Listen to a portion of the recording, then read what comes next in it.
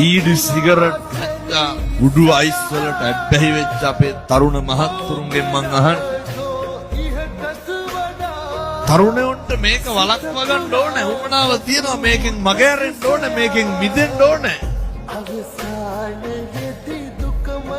ඇත්තන්ට කොහොම වැරදුනේ ඇයි? ඇසුරම බලපෑර පිට. යාළුවෝමයි කෑවේ. රාත් 10ට 11ට 12ට ගෙදරට කොල්ලොන්ගෙන් ඇහුවොත් එහෙම අන්තිමේට කවද්ද අම්මා තාත්තා එක බත් කෑවේ කියලා මතක නෑ දන්නේ. කොහොමද ඔය නමුස්පෙන්ත ජීවිතයක් ගෙවලා තියෙන මෙච්චර කාලයක්. තුම විදිහට එහෙම කියනකොට කොල්ලෙක් මට කියනවා හාමුදුරනේ නවත්තන්න